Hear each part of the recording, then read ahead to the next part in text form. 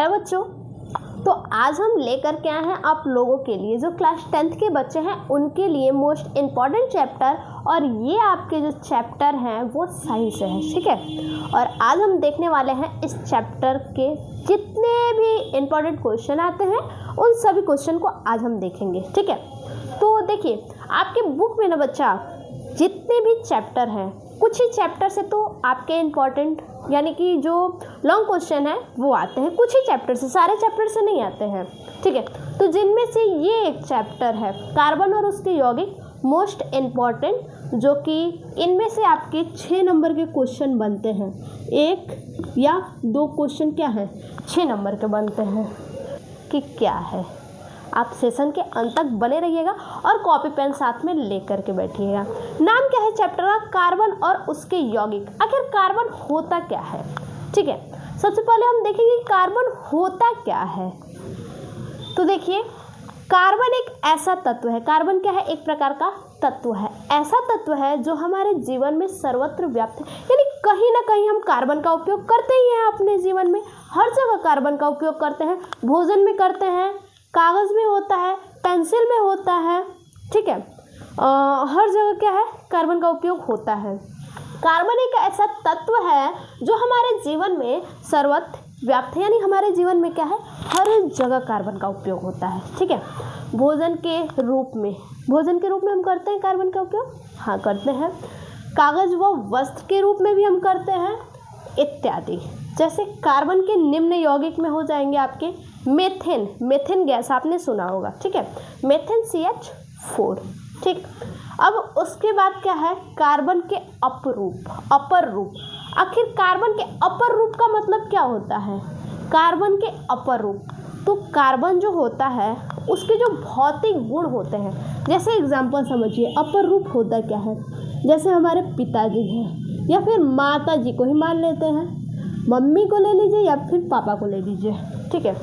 अब ये पिताजी क्या हैं, ये अपने बच्चे को जानते हैं क्या क्या हरकत करता है, ये जान रहा है अपने बच्चे के बारे में कि ये क्या क्या हरकत करता है, कहाँ जाता है, कहाँ से आता है, किससे मिलता है, किससे बात करता है, सब कुछ जानते हैं, ठीक है।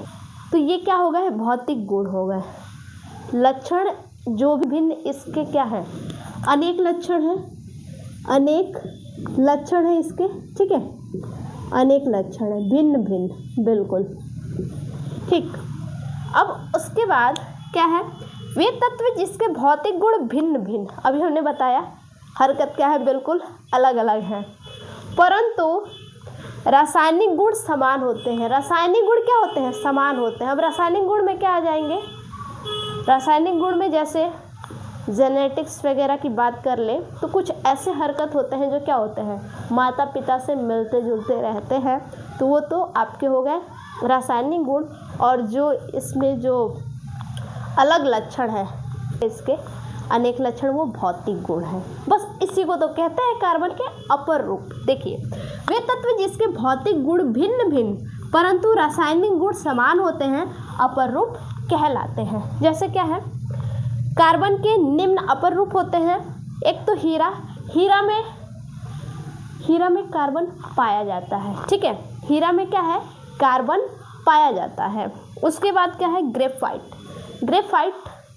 ग्रेफाइट आप लोग देखे होंगे, अब कहेंगे कहाँ देखे हैं, तो ग्रेफाइट में कार्बन पाए जाते हैं। जो आप पेंसिल का यूज़ करते हैं, ठीक है, पेंसिल का जो आप यूज़ करते हैं उसमें क्या होते हैं ग्रेफाइट ही होते हैं। और उस ग्रेफाइट में तो उसमें कार्बन होते हैं। उसके बाद फुलेरेंस क्या होता है, तो फुलेरेंस भी क्या है एक ग्रेफाइट का ही कार्बन का ही क्या है अपर रूप है, ठीक है। हीरा के भौतिक गुण को अगर देखा जाए, ठीक है, किसको भौतिक गुण को, तो भौतिक गुण क्या होंगे हीरे के, भौतिक गुण क्या होंगे, तो आप तो जानते हैं कि हीरा क्या होता है कठोर होता है। भौतिक गुण की अगर बात करते हैं हीरा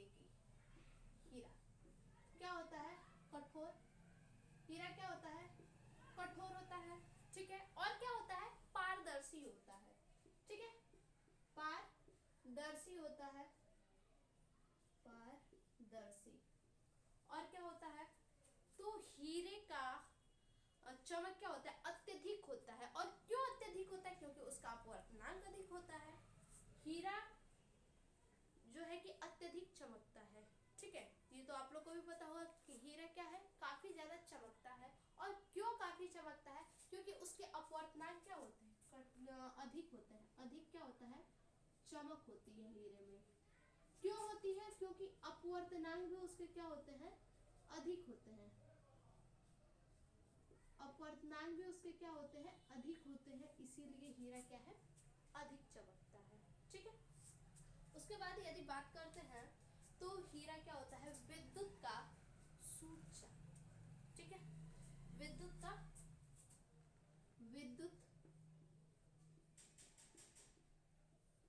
का सुचालक होता है हीरा, ठीक है। विद्युत का सुचालक होता है।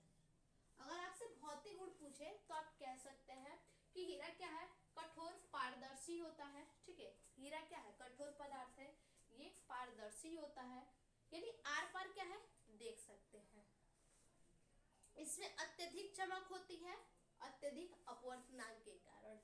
विद्युत का ये सुचालक होता है, ठीक है। ये तो हो गया हीरे का। अब ग्रेफाइट की बात यदि करते हैं, किसकी बात, ग्रेफाइट, ठीक है। ग्रेफाइट की यदि बात करते हैं तो ग्रेफाइट क्या होता है, पारभासक, ठीक है।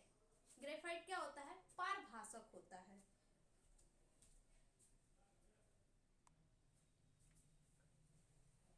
ग्रेफाइट, ठीक है। ग्रेफाइट क्या है, ग्रेफाइट ये क्या है, ये जो है हल्का भूरा रंग का पदार्थ होता है, ठीक है। भूरा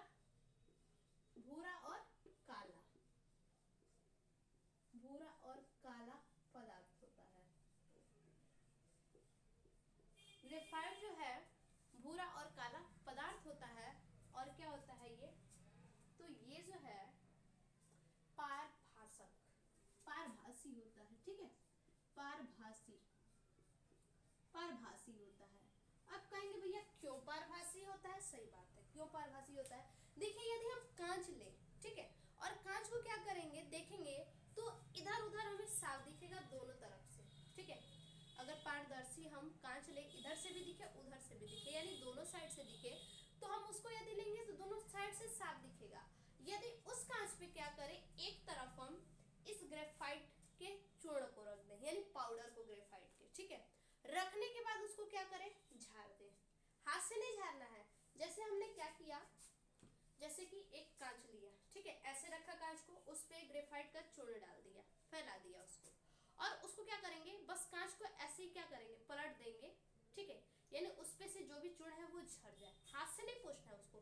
फिर उसके बाद आप देखेंगे तो वो क्या होगा कि आर पार तो दिखाई देगा लेकिन धुंधला दिखाई देगा आपको। उसी को क्या कहते हैं, पारभासी कहते हैं, ठीक है।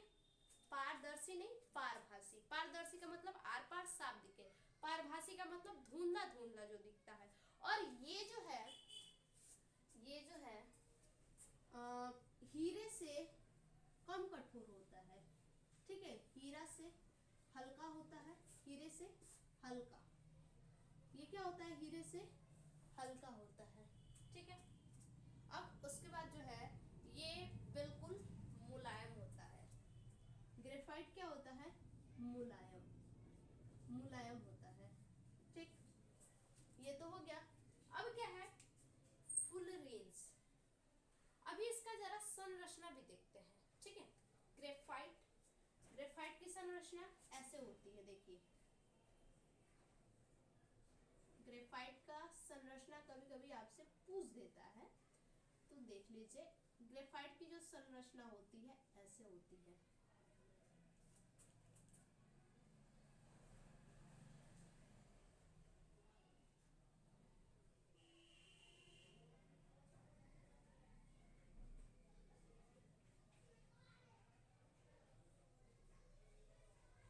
ये हो गया, ठीक है। अब उसके बाद यहाँ पे सेम उसी तरह से बनाना है, ठीक, सेम उसी तरह से बनाना है।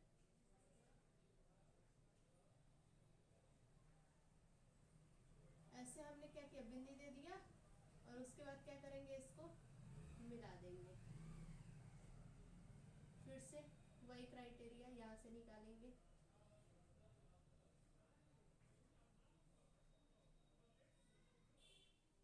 ये ठीक है। अब ये तो आधा अधूरा है, एक और स्टेप में ये जाएगा, ठीक है।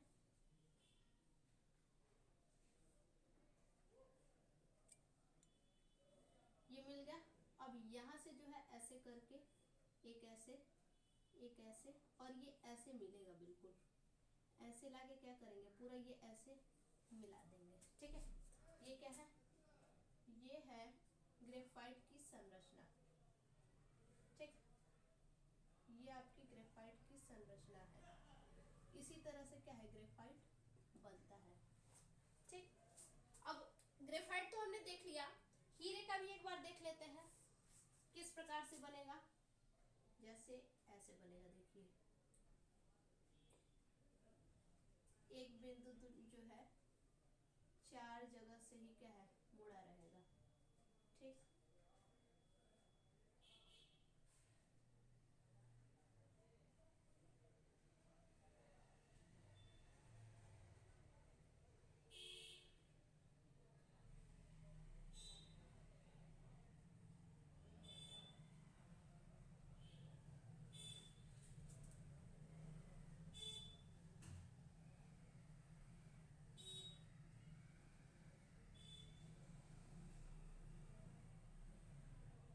ये ऐसे बिल्कुल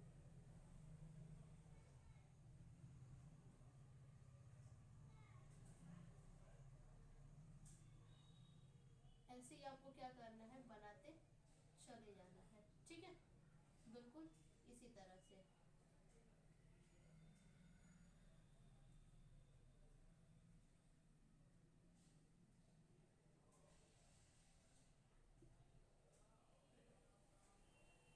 देखिए इसी तरह से क्या करना है, आपको बनाते चले जाना है। कहीं से भी क्या है, 4 ही लाइन जुड़ी हुई है, 1 2, जैसे एक बिंदु यहाँ पे है, ठीक है, यहाँ पे तो 1 2 3, ठीक है। उसके बाद बॉक्स की तरह, यानी समझिए आपको बॉक्स की तरह बनाना है, बिल्कुल। और बिल्कुल सीधा सीधा बॉक्स नहीं, ऐसे ही बनाइएगा, ठीक है। अब इसके आगे देखते हैं क्या है, फुल रेंज। फुल रेंज क्या होता है, फुल रेंज को देख लेते हैं। अब फुल रेंज क्या होता है,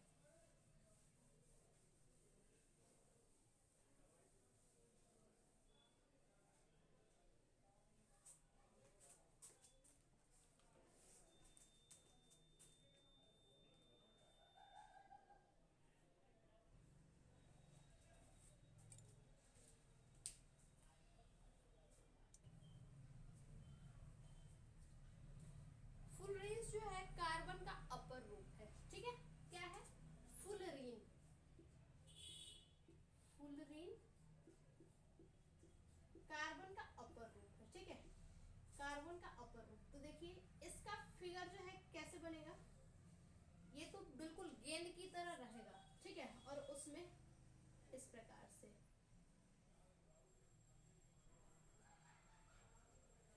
ऐसे, और ये भी क्या है, जैसे हमने ग्रेफाइट का आपको बताया, सेम उसी तरह से ये बनेगा।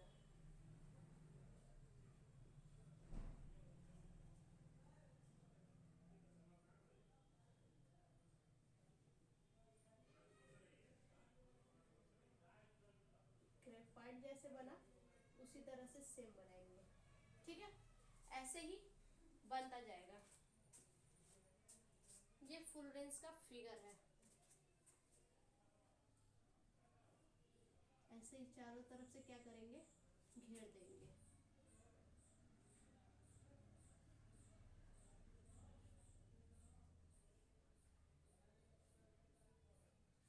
ठीक है। अब उसके बाद देखिए, हम तो देख लिए कि कार्बन कहाँ कहाँ होता है, हीरा में, ग्रेफाइट में, फुल रेंज में, और कहाँ होता है तो कालिक, कालिक में होती है, ठीक है। उसके बाद काजल, काजल में होती है ग्रेफाइट, ठीक है। ये सभी क्या है, आपके कार्बन के उदाहरण है, ठीक है। तो इसका आप स्क्रीनशॉट लीजिए, फिर इसके आगे हम देखते हैं। देखिए बच्चा, आगे है अगला टॉपिक, क्या चीज, कार्बनिक तथा अकार्बनिक यौगिक में अंतर। ठीक है, आपको इस चैप्टर से बस इंपॉर्टेंट क्वेश्चन ही बताए जा रहे हैं। ठीक है, तो देखिए, अंतर आपसे पूछ सकता है, तो अंतर में क्या लिखेंगे, कार्बनिक यौगिक एक साइड लिखिएगा और दूसरे साइड अकार्बनिक यौगिक। ठीक है, और लिखेंगे कार्बनिक यौगिकों का मुख्य अवयव कार्बन होता है। ठीक है, जो कार्बनिक यौगिक होते हैं उनका मुख्य अवयव क्या होता है, तो कार्बन होता है। और वही अकार्बनिक में यदि देखा जाए तो कुछ यौगिक जैसे कार्बोनेट और बाइकार्बोनेट। ठीक है, कार्बोनेट और बाइकार्बोनेट छोड़ देने पर शेष सभी अकार्बनिक यौगिक में कार्बन नहीं आते हैं। ठीक, उसके बाद क्या है, देखिए इसको समझिए, कार्बोनेट और बाइकार्बोनेट इन दोनों को छोड़ देने पर, ठीक है, इन दोनों को छोड़ देने पर शेष सभी अकार्बनिक यौगिक में क्या होते हैं, कार्बन नहीं आते हैं। केवल कार्बोनेट और बाइकार्बोनेट, ये भी क्या है, अकार्बनिक है, लेकिन इन्हीं दोनों में कार्बन आते हैं।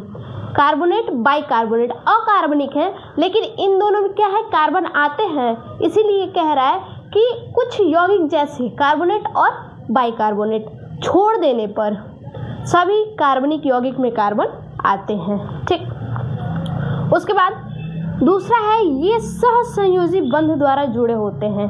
कार्बनिक यौगिक जो होते हैं वो सहसंयोजी बंध के द्वारा क्या होते हैं, जुड़े होते हैं। और वही अकार्बनिक की बात की जाए तो ये विद्युत संयोजी बंध द्वारा जुड़े होते हैं। ठीक है, किसके द्वारा, तो ये विद्युत संयोजी बंध के द्वारा जुड़े होते हैं, और ये क्या है, सहसंयोजी बंध के द्वारा जुड़े होते हैं।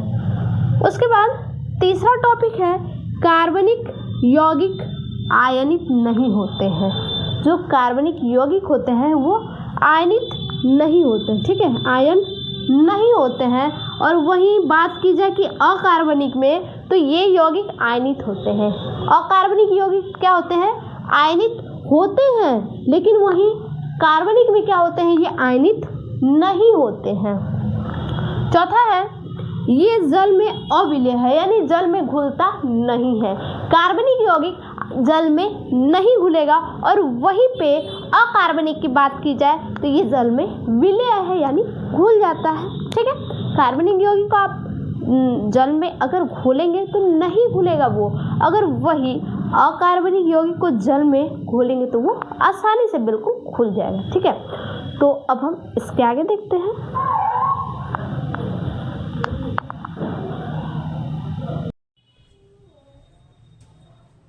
देखिए आगे है समूह या मूलक। समूह या मूलक किसे कहते हैं, ठीक है, तो क्या है, किसी यौगिक की संरचना में क्या है, किसी यौगिक का संरचना है। ठीक है, तो किसी यौगिक की संरचना में उपस्थित परमाणु या परमाणुओं का वह समूह, ठीक है, परमाणु या परमाणुओं का वह समूह जो विशेष गुणों को क्या करता है, दर्शाता है। ठीक है, जो विशेष गुणों को दर्शाता है उसे समूह या मूलक कहते हैं। यानी कहने का क्या मतलब है, कहने का तात्पर्य है कि यौगिक की संरचना में, ये क्या हमने किया है, किसी यौगिक का संरचना कर दिया। ठीक है, उपस्थित परमाणु, जो इसमें परमाणु उपस्थित हैं, या परमाणुओं का वह समूह जो विशेष गुणों को दर्शाता है, क्या करेगा, इस संरचना में ऐसा समूह जो क्या करे, विशेष गुणों को दर्शाए, यानी किसी न किसी समूह से जुड़ा हो तभी तो विशेष गुण को दर्शाएगा। तो देखिए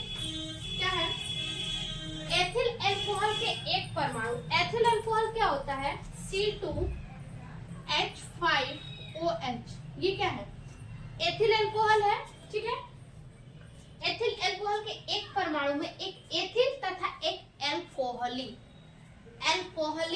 समूह उपस्थित होता है। तो ये तो आपका हो गया क्या चीज, अल्कोहली समूह। ठीक है, अल्कोहली समूह। और क्या बोला है, और बोला है एथिल, एथिल और अल्कोहली दोनों, तो ये अल्कोहली हो गया, और इधर क्या है, एथिल समूह है ये। ठीक है, एथिल समूह। ठीक, एथिल समूह।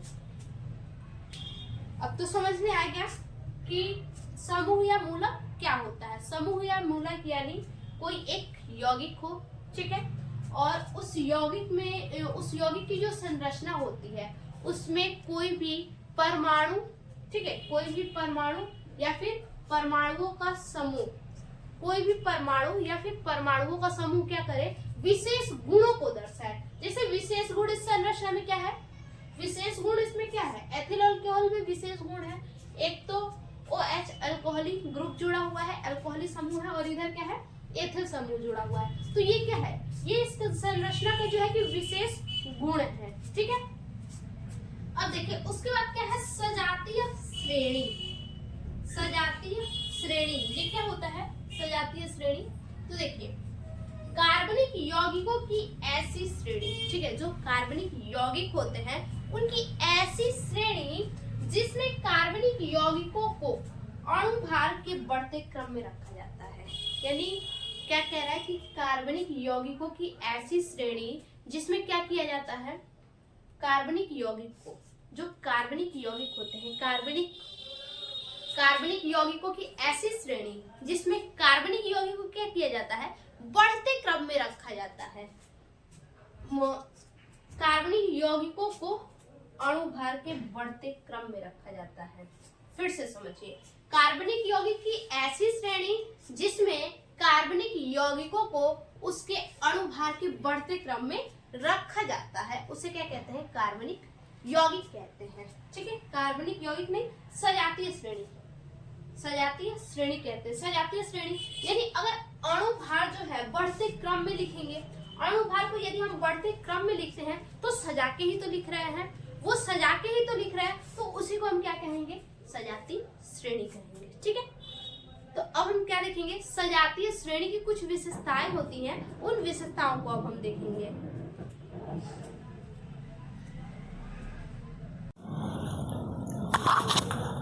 देखिए बच्चा, आगे है सजातीय श्रेणी की विशेषता। विशेषता क्या क्या है इसकी, देखिए पहला विशेषता है किसी सजातीय श्रेणी के सभी सदस्य, ठीक है, सजातीय श्रेणी के जितने भी सदस्य होते हैं सभी सदस्य समान सूत्र से प्रदर्शित करते हैं, ठीक है। जो सजातीय श्रेणी के जितने भी सूत्र होते हैं वो सभी जो है समान सूत्र से, जितने भी सदस्य होते हैं, ठीक है, सजातीय श्रेणी के जितने भी सदस्य होते हैं उन सभी सदस्य को समान सूत्र से यानी एक ही प्रकार के सूत्र से प्रदर्शित करते हैं।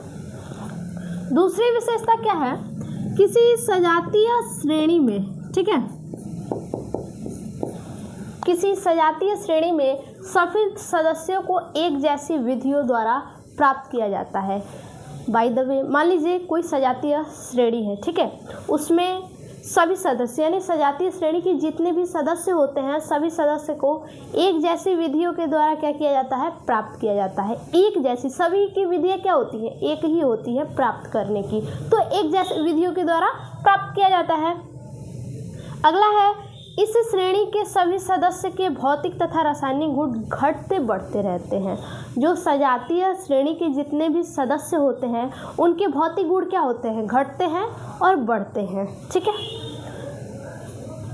ये तो हो गए आपके सजातीय श्रेणी की विशेषताएं, ठीक। अब हम देखेंगे संतृप्त हाइड्रोकार्बन तथा असंतृप्त हाइड्रोकार्बन में अंतर, क्या क्या अंतर होते हैं। तो एक साइड आप लिखेंगे संतृप्त हाइड्रोकार्बन और दूसरे साइड असंतृप्त हाइड्रोकार्बन। संतृप्त हाइड्रोकार्बन क्या है, इसमें दो कार्बन एकल बंध से जुड़े होते हैं। देखिए दो कार्बन होते हैं, ठीक है, और क्या होंगे, एकल बंध से जुड़े होंगे। कार्बन और कार्बन ये क्या है, एकल बंध से जुड़े हुए हैं। और इसमें क्या होता है, असंतृप्त में दो कार्बन द्विक तथा त्रिक बंध से जुड़े होते हैं। दो कार्बन होते हैं, ठीक है, दो कार्बन होते हैं और दो कार्बन हो गए। द्विक तथा त्रिक यानी ऐसे कह रहा है, या तो डबल बॉन्ड होगा या फिर ट्रिपल बॉन्ड भी हो सकता है। द्विक तथा त्रिक बंध से जुड़े होते हैं, ठीक है। संतृप्त हाइड्रोकार्बन में क्या होता है, इसमें दो कार्बन सिंगल बॉन्ड से जुड़े होते हैं और असंतृप्त में दो कार्बन डबल तथा ट्रिपल बॉन्ड से जुड़े होते हैं। यह नीली ज्वाला के साथ जलता है। जो संतृप्त हाइड्रोकार्बन होते हैं वो किसके साथ जलते हैं, नीली ज्वाला के साथ। जब उसे जलाया जाता है तो नीला कलर का जलने का जो ज्वाला उसकी होती है, ज्वाला का जो कलर होता है वो नीले रंग का होता है। और वहीं यदि असंतृप्त कार्बन को जलाया जाए तो धुएंधार ज्वाला के साथ, यानी कि उसका जो ज्वाला होगा वो क्या होगा, धुआंधार, यानी धुआं करता रहेगा, धुएं के साथ वो जलेगा। ठीक है। तीसरा है यह प्रतिस्थापन अभिक्रिया को दर्शाता है। जो संतृप्त हाइड्रोकार्बन है वो किसको दर्शाता है, तो प्रतिस्थापन अभिक्रिया को दर्शाता है। ठीक है। संतृप्त हाइड्रोकार्बन प्रतिस्थापन अभिक्रिया को दर्शाता है। और वही बात करते हैं असंतृप्त हाइड्रोकार्बन की, तो ये योगात्मक अभिक्रिया को दर्शाता है। संतृप्त कार्बन प्रतिस्थापन अभिक्रिया को दर्शाता है, असंतृप्त कार्बन जो है ये योगात्मक अभिक्रिया को दर्शाता है। ठीक है। और अगला जो है इसका आप स्क्रीनशॉट लीजिए, इसके आगे हम देखते हैं। देखिए बच्चा, देखेंगे दहन।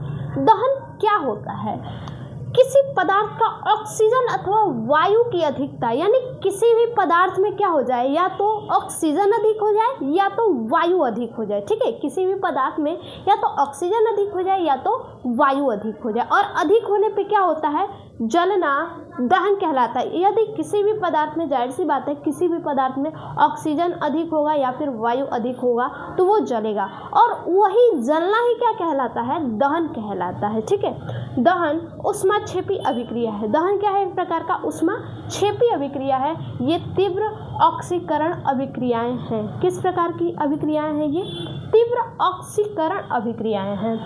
देखिए जैसे कि ये क्या है, एथेनॉल। ठीक है। C2H5OH एथेनॉल है ये। ठीक।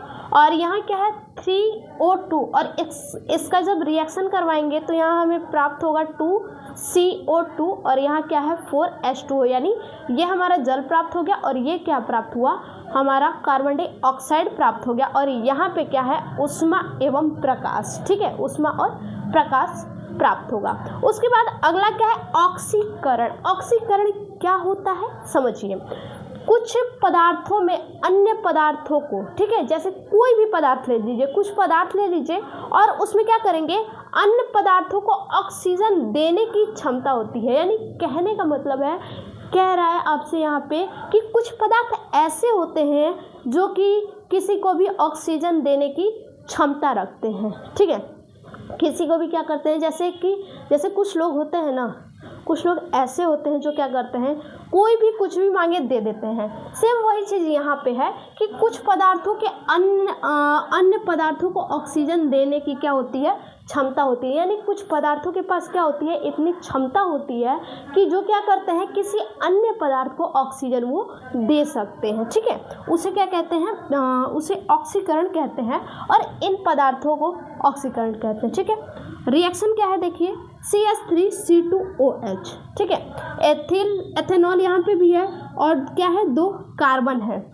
यहाँ क्या बनेगा, CH3OO है ना, एक ऑक्सीजन यहाँ, देखिए 2 ऑक्सीजन यहाँ पे है, तो यहाँ OO हो गया, और OH, और यहाँ पे देखिए CH3CH2OH, 2 ऑक्सीजन से ये रिएक्शन कर रहा है, तो क्षार की उपस्थिति में KMNO4, ठीक है, KMNO4 क्षार की उपस्थिति में इसका रिएक्शन करवाया जा रहा है, तो क्या प्राप्त हो रहा है, CH3OOH हमें प्राप्त होगा।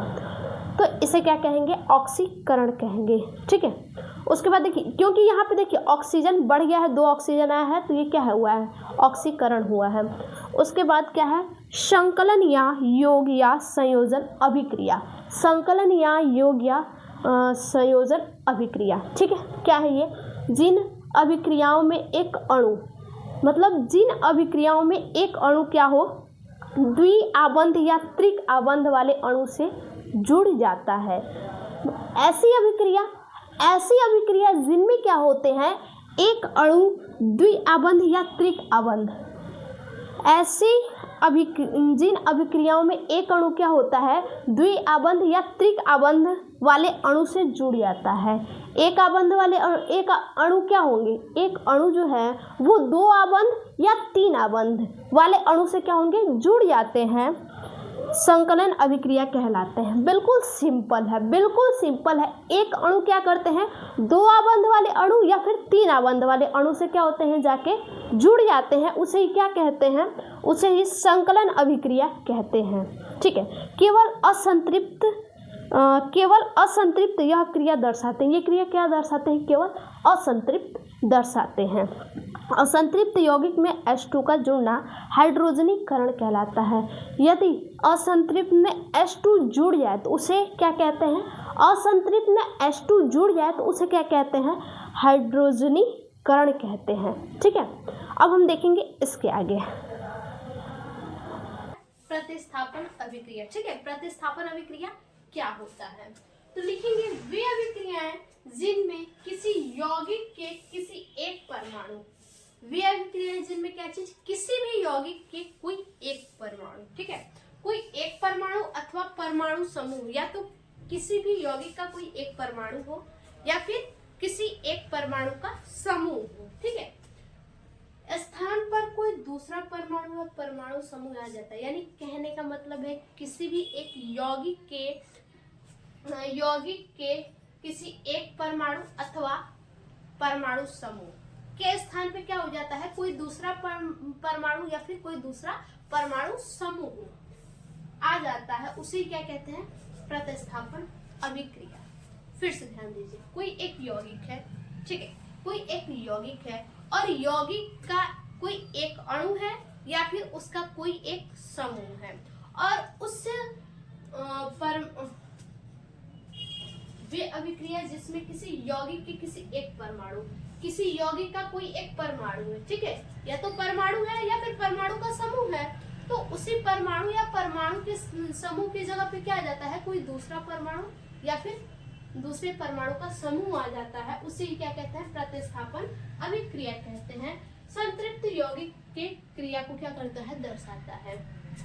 ये क्या करता है, केवल संतृप्त यौगिक, केवल संतृप्त यौगिक के ही क्रिया को ये दर्शाता है। ठीक है, जैसे रिएक्शन क्या है, CH4 methane plus Cl2 chlorine, इसको सूर्य के प्रकाश की उपस्थिति में क्या किया गया, रिएक्शन करवाया गया, तो क्या प्राप्त हुआ, CH3Cl CH3, ठीक है, एक हाइड्रोजन इसमें से बचा और Cl एक क्लोरीन बचा, ठीक है, एक हाइड्रोजन एक क्लोरीन, तो HCl हाइड्रोक्लोरिक एसिड।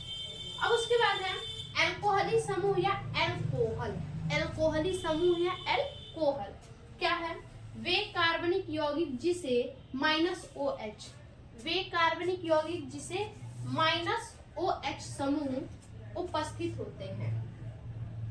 ऐसे कार्बनिक यौगिक जहाँ पे क्या होते हैं, OH समूह उपस्थित होते हैं, उसे एल्कोहली समूह कहते हैं। जहाँ पे OH समूह उपस्थित आपको दिख गए, जिस यौगिक के साथ आपको OH समूह, OH ग्रुप आपको यदि उपस्थित मिल गए, तो उसे आप क्या कहेंगे, उसे एल्कोहली समूह कहते हैं, तथा इसे एल्कोहल कहते हैं। या तो आप एल्कोहली समूह कहिए, या तो एल्कोहल कहिए, या फिर IUPAC रूप में एथेनॉल कहिए। क्या कहिए, एथेनॉल कहिए। ठीक है, सीधा समझिए, वे कार्बनिक यौगिक जहाँ पे OH समूह जुड़ जाएंगे, OH समूह जुड़ जाएंगे, उसे एल्कोहली समूह कहते हैं। ठीक, अब इसके जो भौतिक गुण कुछ होते हैं, तो भौतिक गुण को देखते हैं एल्कोहली समूह के।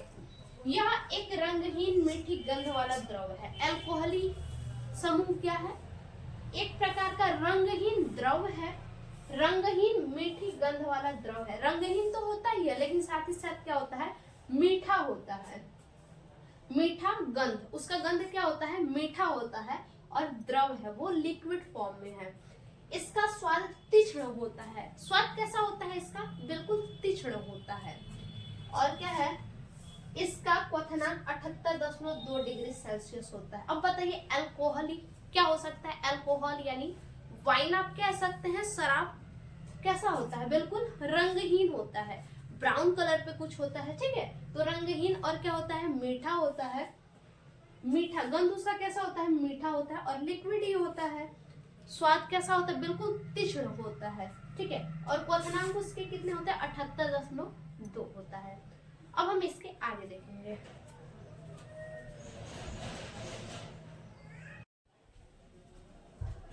देखिए बच्चा, क्या है, एथिल अल्कोहल, ठीक है। तो अल्कोहल का उपयोग एक तो वाइन में होता है, शराब में, ठीक है। उसके बाद इसका उपयोग जो है विलायक के रूप में, किसके रूप में, विलायक के रूप में होता है। एथिल अल्कोहल के अच्छे विलायक होने से उपयोग कफ सिरप और औषधि जैसी टॉनिक बनाने में होते हैं।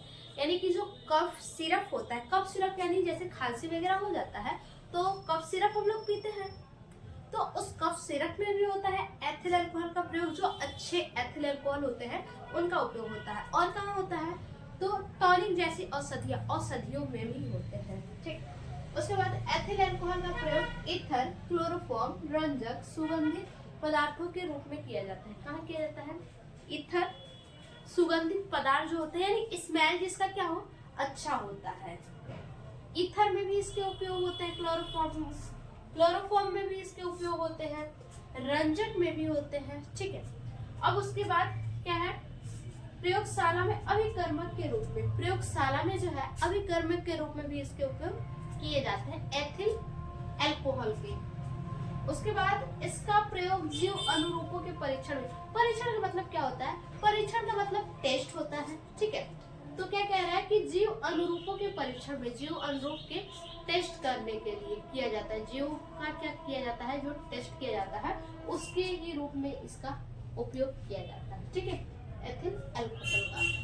तो देखिए एथिल अल्कोहल का तो आप उपयोग देख लिए। अब हम देखेंगे क्या, ऑक्सीकरण। देखिए एथिल अल्कोहल का अम्लीय पोटेशियम डाइक्रोमेटिन विलयन द्वारा ऑक्सीकरण के प्रथम पद में एसिटाल्डिहाइड तथा द्वितीय पद में एसिटिक अम्ल प्राप्त होता है। यानी इसको समझिए क्या रहा है, ऑक्सीकरण का मतलब क्या है, यहाँ पे एथिल अल्कोहल का अम्लीय पोटेशियम डाइक्रोमेट, एथिल अल्कोहल का अम्लीय रूप है क्या कि पोटेशियम डाइक्रोमेट, पोटेशियम डाइक्रोमेट अम्लीय होता है। और ये जो पोटेशियम डाइक्रोमेट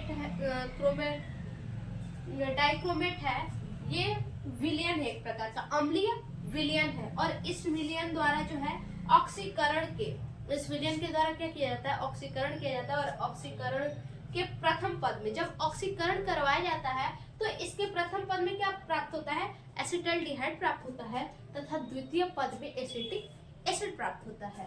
तो इसके आगे हम देखते हैं कि एसिटिक एसिड और जो है एसिटाल्डिहाइड कैसे प्राप्त होते हैं। इसका भी आप स्क्रीनशॉट ले लीजिए।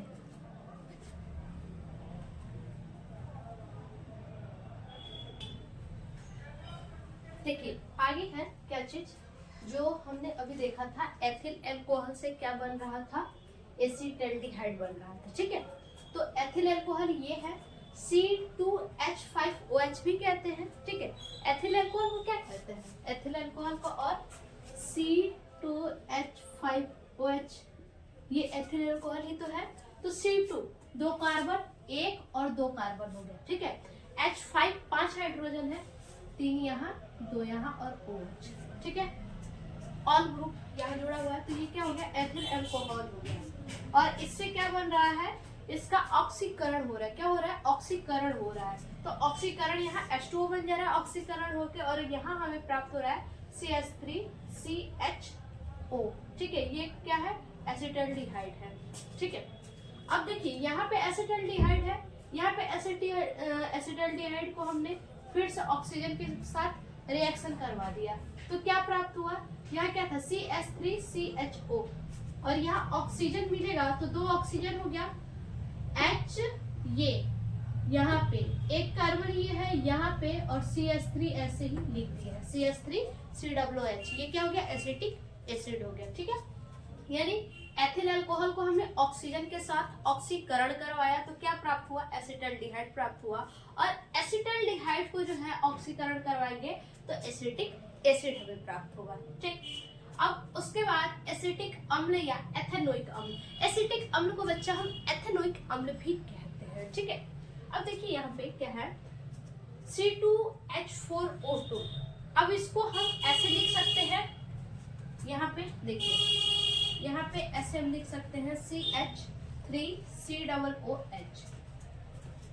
CH यह क्या है, 4 हाइड्रोजन है तो 3 लिख देंगे, 1 हाइड्रोजन बचा, फिर एक और कार्बन यहाँ पे हमने लिखा, यानी 2 कार्बन ये हो गए, 4 हाइड्रोजन चाहिए तो CH3COO, ये 2 ऑक्सीजन है और 1 हाइड्रोजन यहाँ पे, CH3COOH, एसिटिक एसिड हो गया CH3COOH। इसी को क्या है, ये जो है आपका सूत्र है, ठीक है, ये क्या है सूत्र पे है, और ये क्या है एसिटिक एसिड, इसी को ऐसे रखा गया है, ठीक। तो अब देखिए इसका जो है एसिटिक एसिड के बारे में देखते हैं क्या है। सिरके में एसिटिक अम्ल पाए जाते हैं। देखिए अब सिरका जानते होंगे, ठीक है, ऐसे मार्केट में मिलता है, जैसे जामुन का सिरका हुआ, ठीक है, कुछ सिरका ऐसे आते हैं जो कि सलाद में डाल के भी खाया जाता है। तो यदि सिरका बच्चा कोई भी हो, सारे सिरके में जो है क्या मिलता है, एसिटिक एसिड मिलते हैं। लगभग 10% इसका अणुसूत्र, ठीक है, 10% इसका अणुसूत्र C2H4O2 होता है, ठीक है। इसका संरचना सूत्र निम्न है। अब बताइए C2H4O2 को हम संरचना सूत्र कैसे बना सकते हैं, या फिर CH3COOH एसिटिक एसिड को हम संरचना सूत्र में कैसे बना सकते हैं। तो देखिए C और C कार्बन 2 है, ठीक है, कार्बन 2 है तो 2 कार्बन, हाइड्रोजन 3 और 1 4, तो देखिए 1 2 3 4, ठीक है, और क्या है ऑक्सीजन 2 है तो 1 ऑक्सीजन और 2 ऑक्सीजन, ठीक है। तो संरचना सूत्र हमारा यही है। संरचना सूत्र आपको ऐसे ही बनाने होंगे, ये आपके लगभग लॉन्ग क्वेश्चन में भी पूछे जाते हैं 6 नंबर वाले में, ठीक है। तो इसका आप क्या कीजिए, स्क्रीनशॉट लीजिए। इसके आगे हम देखेंगे कि एसिटिक अम्ल का उपयोग कहाँ कहाँ होता है, ठीक है, भौतिक गुण वगैरह सब कुछ देखेंगे।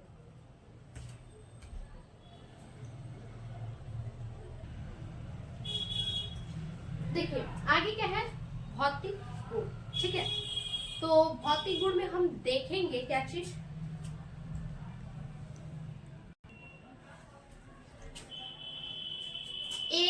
यह एक रंगीन तीव्र गंध वाला तथा संक्षारण द्रव है, ठीक है, यानी एसिटिक अम्ल जो है वो क्या है, वो एक प्रकार का रंगीन द्रव है, यानी रंगीन होता है किसी न किसी, खास करके ब्राउन कलर में होता है, ठीक है, खासकर किस कलर में होता है, तो एसिटिक एसिड जो है खास करके ब्राउन कलर में ही होता है, ठीक। और उसके बाद दूसरा क्या है, ब्राउन कलर का होता है तीक्ष्ण गंध, यानी उसका गंध कैसा होता है, बिल्कुल तीक्ष्ण होता है, ठीक है, तथा संक्षारक द्रव है। सिरके की तीव्र गंध उसमें उपस्थित एसिटिक अम्ल की गंध से होता है। अच्छा देखिए, जो सिरके का गंध होता है बहुत तेज होता है, जैसे सिरके का डब्बा है, ठीक है, किसी डब्बे में सिरका है और उसके ढक्कन को खोलेंगे आप ना, भग से महकेगा, ठीक है, तुरंत महकता है, वो स्मेल करता है उसका गंध। सिरके की तीव्र गंध उसमें उपस्थित एसिटिक अम्ल, उसकी गंध में, वो गंध क्यों करता है, क्यों महकता है, क्योंकि उसमें क्या होता है, एसिटिक एसिड होता है, इसलिए वो क्या करता है, उसका गंध क्या होता है, काफी ज्यादा तीव्र, यानी तेजी से गंध करता है वो। इसका क्वथनांक 110 डिग्री सेल्सियस होता है। सिरके का क्वथनांक कितना होता है, 110 डिग्री सेल्सियस, ठीक है।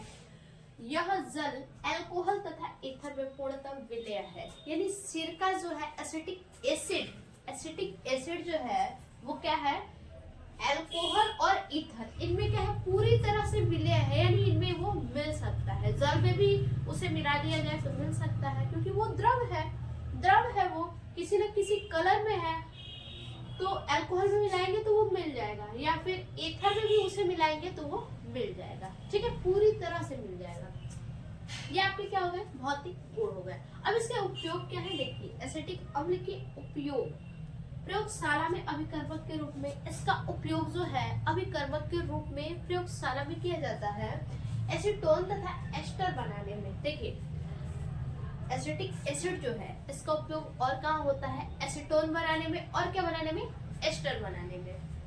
लेड ट्रेटा एसीटेट बनाने में जो एक ऑक्सीक कारक है। और कहाँ इसका उपयोग होता है? लेड ट्रेटा एसीटेट, ठीक है। और ये क्या है? एक प्रकार का ऑक्सीक कारक है। लेड ट्रेटा एसीटेट जो है एक प्रकार का ऑक्सीक कारक है।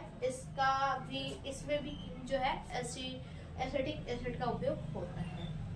रबड़ के स्कंदन में, ठीक है, जो रबड़ होता है उसके स्कंदन में, और कृत्रिम सिरका बनाने में, जो कृत्रिम सिरका बनाया जाता है, जो अभी बताया ना कि जामुन का सिरका होता है, ठीक है, गन्ने का भी सिरका होता है, तो कृत्रिम सिरका बनाने में भी एसिटिक एसिड का उपयोग किया जाता है, जिससे कि वो क्या करता है? गंध देता है, ठीक है।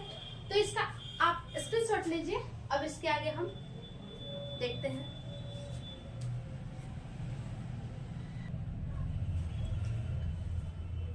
आगे क्या है? एस्टरीकरण। क्या चीज? एस्टरीकरण। एस्टरीकरण क्या होता है देखिए, ठीक है। एसिटिक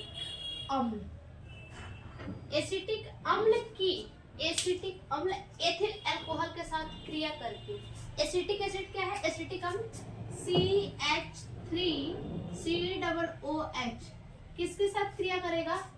अल्कोहल के साथ, C2H5OH, ठीक है। ये क्या हो गया? अल्कोहल हो गया।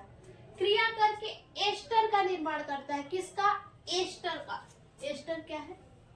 देखिए, एस्टर होगा आपका CH3CO, ठीक है, CH3CO। अब यहां से लेंगे C2H5। अब देखिए यहाँ क्या है? हमने ये ले लिया और क्या यहाँ से ये ले लिया, क्या बचा? OH यहाँ पे और H यहाँ पे, यानी H2O हो जाएगा, H2O, ठीक है। अब क्या हो गया? ये हमारा एसिटिक अम्ल है और ये क्या है? अल्कोहल है। एसिटिक अम्ल का अल्कोहल के साथ क्रिया करके क्या प्राप्त होता है? एस्टर। एस्टर प्राप्त होता है। एस्टर का निर्माण होता है। ये हमारा क्या है? एस्टर है। CH3COOC2H5 ये हमारा क्या है? एस्टर है, ठीक है। अब उसके बाद क्या है? निर्जलीकरण। निर्जलीकरण क्या होता है? एसिटिक अम्ल का। किसका? एसिटिक अम्ल का। तो लिखेंगे C2CH3, एसिटिक अम्ल है ना, तो लिखेंगे CH3COOH। पेंटाऑक्साइड की उपस्थिति में, तो पेंटाऑक्साइड P2O5 ये क्या है? पेंटाऑक्साइड है। इसकी उपस्थिति में जल का एक अणु पृथक हो जाता है, यानी इसमें से क्या होगा? जल का एक अणु जो है पृथक हो जाता है, ठीक है। एसिटिक एनहाइड्राइड प्राप्त होता है। एसिटिक एनहाइड्राइड कैसे प्राप्त होगा? देखिए यहाँ पे CH3 और उसके बाद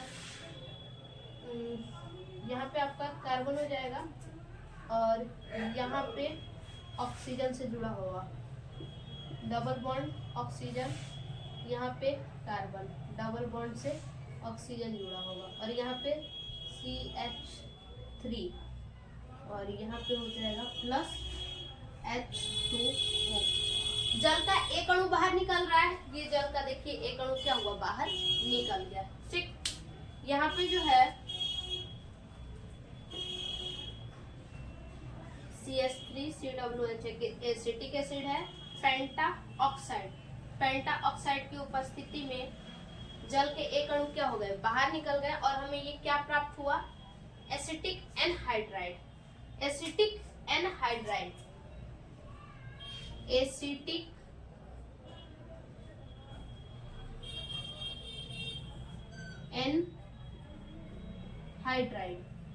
ठीक है, हाइड्राइड, एसिटिक एनहाइड्राइड। देखिए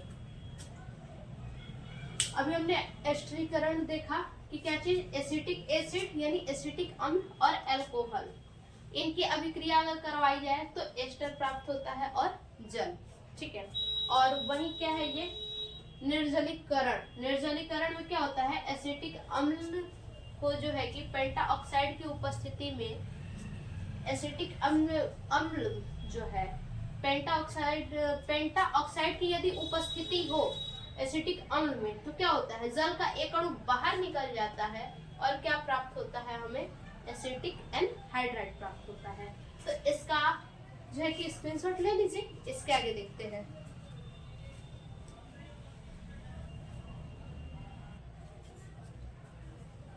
अब क्या है अगला, साबुनीकरण। ठीक है, तो साबुनीकरण क्या है देखते हैं।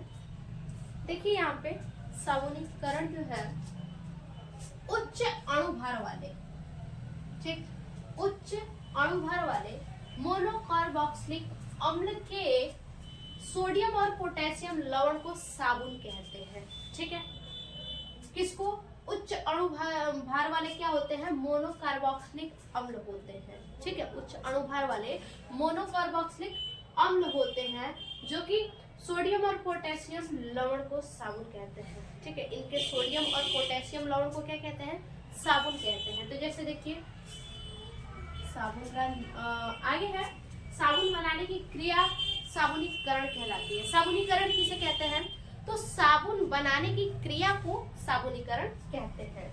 ठीक है, तो देखिए इसका जो संरचना कैसे बनेगा, CH2O CO C17H35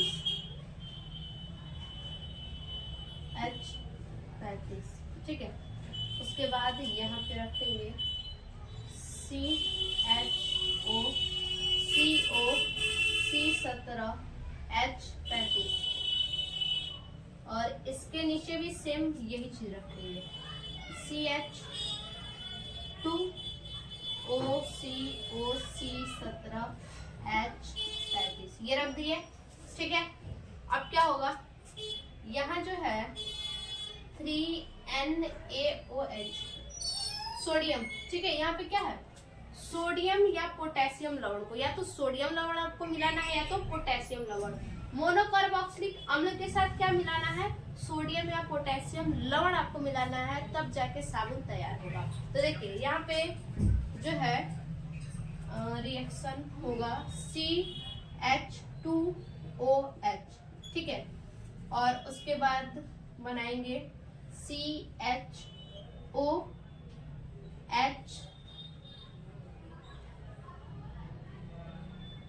प्लस यहाँ पे होगा 3C17H35 COONA। ठीक है, ये हो गया सोडियम लवण, और यहाँ पे CH2OH। ठीक है, ये क्या हो गया हमारा, ये हो गया हमारा साबुन का निर्माण हमें हो गया। ठीक है, साबुन हमें प्राप्त हो गया। ये जो है सोडियम लवण का साबुन। ठीक है, यहाँ पे हमने क्या मिलाया, सोडियम लवण। ठीक, तो सोडियम, यहाँ सोडियम लवण का ये साबुन बन गया। ठीक है, और अगर यहाँ पे हम पोटेशियम, यहाँ पे अगर यदि हम पोटेशियम लेंगे, जैसे सोडियम हाइड्रोक्साइड हमने लिया है, तो पोटेशियम हाइड्रोक्साइड लेंगे तो यहाँ हमारा पोटेशियम हो जाएगा। बाकी सारा सब कुछ ऐसे ही रहेगा। तो इसका आप स्क्रीनशॉट लीजिए। इसके आगे हम देखेंगे मीसेल क्या होता है।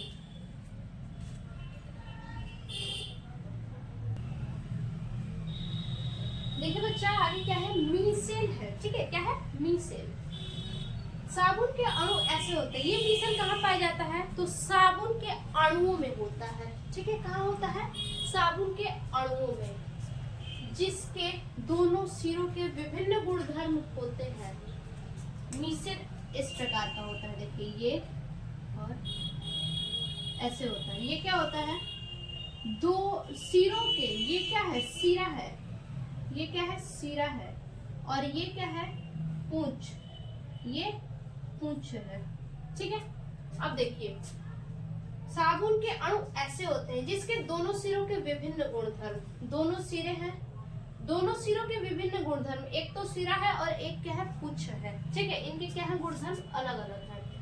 विभिन्न गुणधर्म होते हैं इसमें जल में विलय सिरों को, ये क्या है, सिरा जल में विलय होता है, ये जल में विलय होता है, ठीक है, जल में विलय। और क्या है, जल स्नेही, जल में विलय सिरों को जल स्नेही, इसे क्या कहते हैं, इसे जल स्नेही कहते हैं। ये क्या है, सोडियम, ठीक है, जल स्नेही कहते हैं। तथा हाइड्रोकार्बन में विलय सिरों को जल विरोधी, ये जो है हाइड्रोकार्बन है, ये सिरा क्या है, हाइड्रोकार्बन, ठीक है, हाइड्रोकार्बन। ये जो है तेल में विलय होता है, यानी वसा में विलय होता है, ये वसा में विलय, ठीक है। देखिए, जल में विलय सिरों को जल स्नेही, जो जल में विलय है उसे जल स्नेही कहते हैं। तथा हाइड्रोकार्बन में विलय सिरों को जल विरोधी, ये क्या है, हाइड्रोकार्बन में विलय होता है पुच्छ, तो इसे क्या कहते हैं, जल विरोधी कहते हैं, ठीक है। यानी जिस कपड़े पे चिकनाई वगैरह, चिकनाई को हटाने के लिए तेल वगैरह, दागी धब्बा, जो कुछ भी गंदगी धूल कण लगे होते हैं, उसको कौन साफ करता है, तो हाइड्रोकार्बन के कण साफ करते हैं, जो कि वसा में क्या होते हैं, विलय होते हैं, ठीक है। ये सिरा जो है, सिरा जो होता है वो क्या होता है, नीचे पानी में घुला होता है, और जो वसा में विलय होता है वो क्या होता है, ऊपर की तरफ पूछ होता है, पूछ ऊपर की तरफ होता है, और जो जल में विलय होता है वो सिरा नीचे की तरफ होता है, ठीक है। देखिए, हाइड्रोकार्बन में विलय सिरों को जल विरोधी कहते हैं। जब साबुन का जल की सतह पर इस प्रकार की संरचना बनती है, ठीक है, क्या कह रहा है कि साबुन का जल की सतह पर, यानी जल में जब हम साबुन को घोलते हैं, ठीक है, ये मान लीजिए हमने एक किसी पतीले में क्या लिया, पानी लिया, और उसमें क्या हमने डाल दिया, साबुन, ठीक है, पानी लेके साबुन डाल दिया। तो जब साबुन का जल की सतह पर इस प्रकार की संरचना बनती है, ठीक है, तो उसे मीसेल कहते हैं। जो इस प्रकार की संरचना बनती है, ये क्या है, साइड में जो सोडियम के कण है, ठीक है, और इसमें जो अंदर का भाग है, यहाँ पे जो लाइन आपको ऐसा जो दिख रहा है वो क्या है, वो हाइड्रोकार्बन है, जो कि इसमें यदि हम कपड़ा डालते हैं, ठीक है, जहाँ पे तैलीय होता है, जहाँ पे क्या होता है, तैलीय होता है, वहां पे ये मान लीजिए तैलीय जगह है, तो यहाँ पे क्या करते हैं, ये जो पूंछ वाला सिरा है, ठीक है, ये उस तैलीय पदार्थ पे जाते हैं, ठीक है, उस तैलीय पदार्थ पे, ये जो पूंछ आपको दिख रहा है, ये तैलीय पदार्थ पे जाते हैं और वसा में विलय हो जाते हैं, जिससे कि धूल कण तेल वगैरह जो कुछ भी होता है वो साफ हो जाते हैं, हट जाते हैं, तो उसे मीसेल कहते हैं। मीसेल के रूप में, ठीक है, मीसेल के रूप में साबुन धूल कण व चिकनाई को आसानी से अवशोषित कर लेता है, ठीक है। जब मीसेल जो है क्या करता है, जो साबुन, जो धूल कण होते हैं, चिकनाई होती है, वसा होते हैं कपड़े में, दागी धब्बे जो कुछ भी होते हैं, उसे मिसेल क्या करता है, अवशोषित कर लेता है और उसको साफ कर देता है कपड़े को, ठीक है। तो ये आपको फिगर के साथ बनाने होंगे, तो इसका आप क्या कीजिए, स्क्रीनशॉट लीजिए। इसके आगे हम देखते हैं।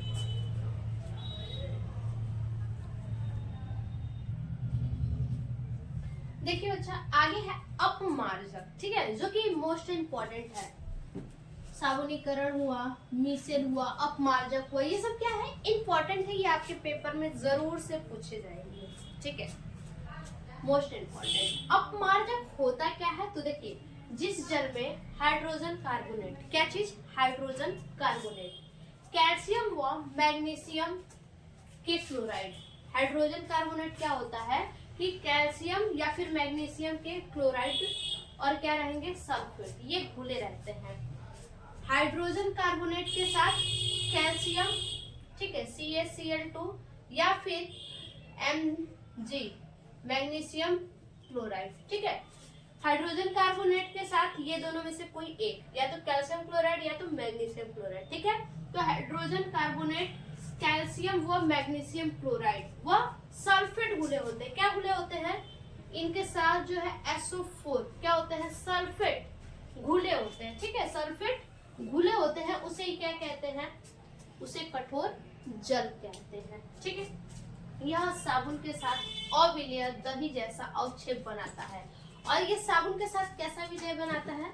जो कठोर जल होता है वो साबुन के साथ कैसा विलेय बनाता है, अवक्षेप बनाता है? तो साबुन के साथ जो है अविलेय यानी दही के जैसा अवक्षेप बनाता है। ठीक है, दही के जैसा सफेद हल्का गाढ़ा टाइप का, जिससे सफाई का कार्य नहीं होता है और इससे सफाई का कार्य बिल्कुल भी नहीं होता है। ठीक है, आगे है, ऐसी स्थिति में साबुन के स्थान पर अपमार्जक का उपयोग करते हैं। ऐसी स्थिति में क्या करते हैं? साबुन के जगह पे हम अपमार्जक का उपयोग करते हैं।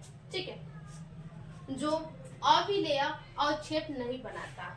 अपमार्जक क्या करता है? अविलेय अवक्षेप नहीं बनाता है। जैसे कि यहाँ पे देखिए, कठोर जल के साथ साबुन जो क्या करता है? दही जैसा अवक्षेप बनाता है, लेकिन यहाँ पे जो है अविलेय अवक्षेप अपमार्जक नहीं बनाता है।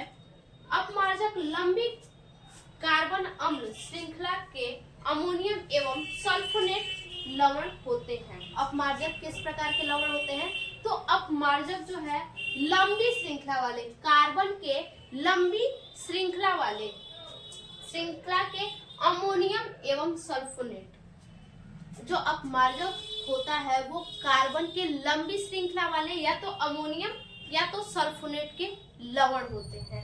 ठीक है, जो कैल्शियम एवं सल्फोनेट लवण होते हैं। कैसे होते हैं? कैल्शियम एवं सल्फोनेट लवण होते हैं, जो कैल्शियम एवं मैग्नीशियम आयन को अवक्षेपित नहीं होने देते। कैल्शियम और किसको? कैल्शियम और मैग्नीशियम, कैल्शियम और मैग्नीशियम आयन को क्या करते हैं? अवक्षेपित नहीं होने देते हैं। अपमार्जक का उपयोग शैम्पू में किया जाता है। अपमार्जक का उपयोग कहाँ किया जाता है? शैम्पू में किया जाता है। जब आप शैम्पू से अपने बाल को धोते हैं तो देखते होंगे क्या होता है? बिल्कुल बाल क्लीन हो जाता है, साफ हो जाता है, डैंड्रफ वगैरह भी उससे क्या होता है? साफ हो जाता है। ठीक है, तो ये अपमार्जक ही कर सकता है, ना कि क्या चीज? कठोर जल। ठीक है, तो इसका आप क्या कीजिए? स्क्रीनशॉट लीजिए। इसके आगे हम देखेंगे लास्ट टॉपिक जो है,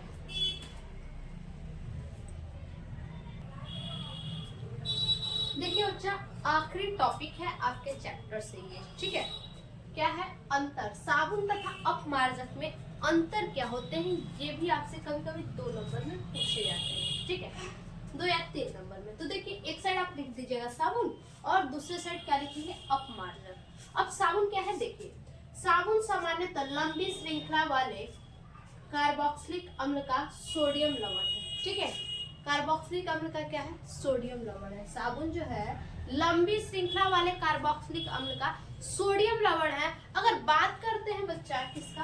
अपमार्जक का। ठीक है, तो अपमार्जक जो है सामान्यतः कार्बन श्रृंखला के सल्फोनिक, ठीक है, क्या चीज? सल्फोनिक या अमोनियम लवण होता है। अपमार्जक क्या है? अपमार्जक जो है सामान्यतः कार्बन श्रृंखला के सल्फोनिक या अमोनियम लवण होता है। ठीक है, अब देखिए दूसरा क्या है, यहाँ पे साबुन वनस्पति तेल व वसा से बनाया जाता है। साबुन किससे बनाया जाता है? वनस्पति जो तेल आते हैं ना, उन्हीं से बनाया जाता है। तभी तो वसा क्या करता है? कपड़े में जो चिकनाहट होता है उसको खत्म करता है। ठीक है, क्या है? साबुन जो है वनस्पति तेल व वसा से बनाया जाता है। और अपमार्जक की बात करते हैं तो अपमार्जक में कोयले या पेट्रोलियम से प्राप्त, कोयले या पेट्रोलियम से क्या प्राप्त किया जाता है? हाइड्रोकार्बन, उसका उपयोग करके बनाया जाता है। ठीक है, अपमार्जक जो है कोयले या पेट्रोलियम से हाइड्रोकार्बन प्राप्त किया जाता है और उस हाइड्रोकार्बन का अपमार्जक में उपयोग किया जाता है। ठीक है, उस हाइड्रोकार्बन का उपयोग करके ही अपमार्जक बनाया जाता है। उसके बाद है साबुन की कपड़ा साफ करने की क्षमता अपमार्जक से कम होती है। देखिए, जो साबुन होता है ना, अगर साबुन से आप कपड़ा धुलते हैं तो कम चांस रहता है वो साफ होने का, और साफ तो होगा लेकिन पूरी तरह से नहीं साफ होगा। और वही अपमार्जक की यदि बात करते हैं तो क्या है, अपमार्जक की कपड़ा साफ करने की क्षमता ज्यादा होती है। अपमार्जक में यदि आप कपड़ा साफ करते हैं तो वो क्या है, श्योर है कि आपके जो भी गंदे दागी धब्बे जो कुछ भी है सब कुछ साफ हो जाएंगे। ठीक है, अब उसके बाद चौथा पॉइंट है, साबुन कठोर जल के साथ झाग नहीं देता है। ठीक है, साबुन जो है वो कठोर जल के साथ झाग नहीं उत्पन्न करता है। कठोर जल में यदि साबुन का यूज किया जाए तो वो झाग नहीं देगा।